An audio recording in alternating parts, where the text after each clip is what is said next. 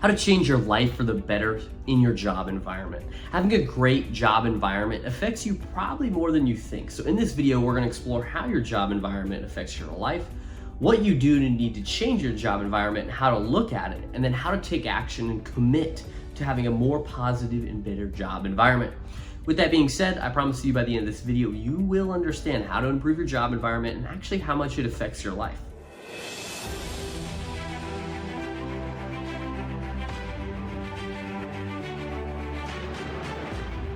So how does your work environment actually influence your life?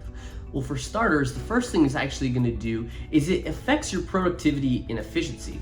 If you've ever been in a very cluttered job environment in terms of like your desk itself, or cluttered in terms of the organization of the systems that you operate within, it can be very hard to be efficient. On top of that, if you don't have a supportive environment and have more of a toxic work environment, that can affect your focus because you're always worried about micromanagers, or if your work is being judged, and that can be really hard to focus on the work that needs to be done. So on a global level, you want to make sure that your systems are organized within the company. You want to make sure everything is running as efficiently possible. On a micro level, you want to make sure your own little environment is organized in the most conducive way possible that increases focus with limited distractions. So your work environment really does affect your focus and your productivity and efficiency, and that can bleed to other areas of your life. If you're used to not being very productive at work and not being very efficient, I'd imagine in other areas of your life, you're not being as productive as you could be, and you're not being as efficient as you could be. Now, on top of productivity and efficiency, another thing it's going to affect this a lot, is your mental and emotional health.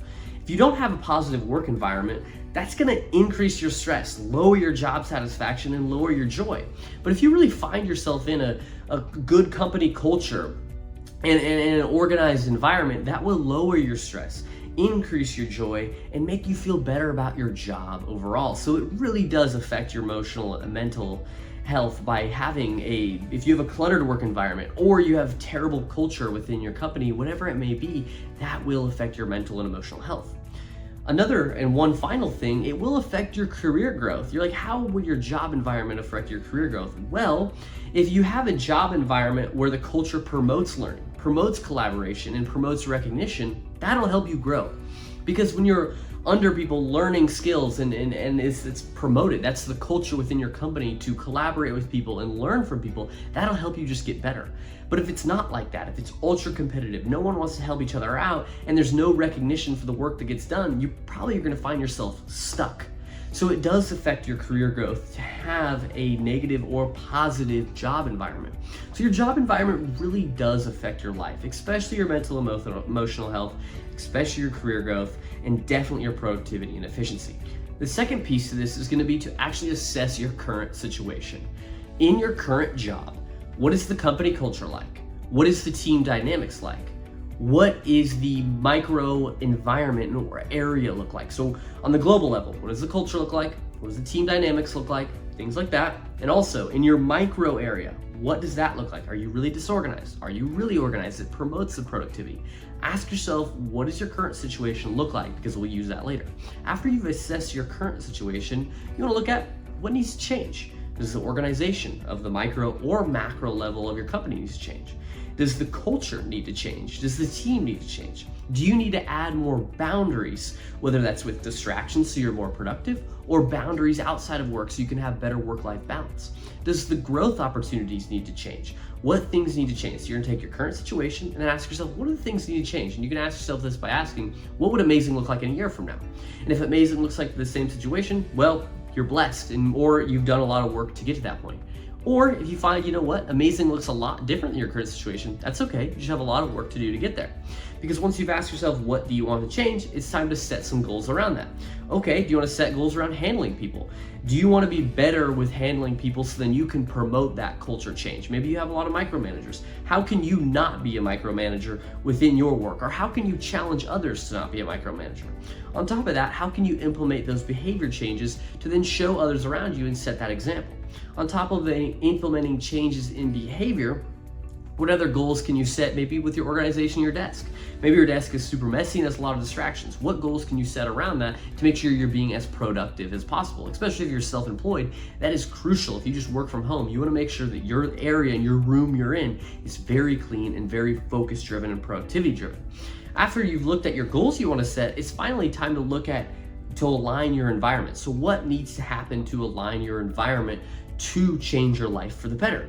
You have to look at, does your current job align with that? And if not, you have to make a decision. There's a fork in the road. You have to ask yourself, can you make the changes within the company to then stay at the company and promote the growth, promote the culture, or do you potentially need to leave? And that's for another video, but you have to ask yourself that crucial question.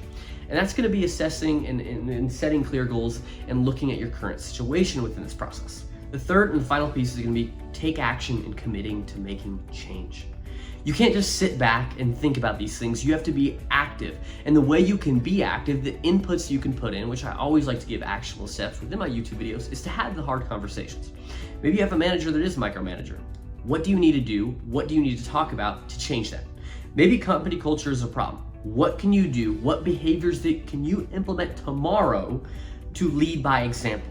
Maybe there's toxic communication in the workplace and nothing is talked about. No one challenges each other. People just talk shit behind each other's backs.